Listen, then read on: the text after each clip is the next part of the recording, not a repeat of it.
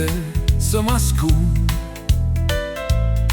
în vise nepăzite de un muribund,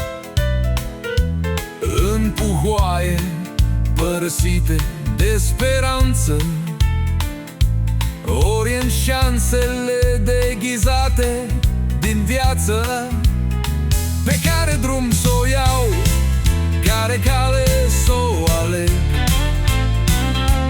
lacrimile mi-au înflorit, acum le culeg. Iar tu ți-ai închis pumnul delicat și durerea în inimă mi s-a așezat. Tu m-ai auzit, dar nu m-ai ascultat. În visele mele mi te-ai strecurat.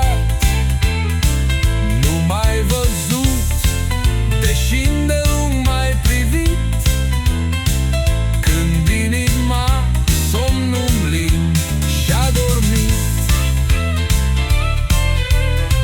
Cât timp ne ia până să renunțăm,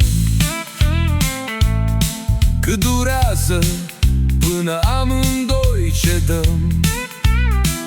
De nu mă iubești, dă-mi un antidot, să las în urmă meseria de copilot. Eu mă iert pentru primăvara asta târzie. Iartă-te și tu, căci această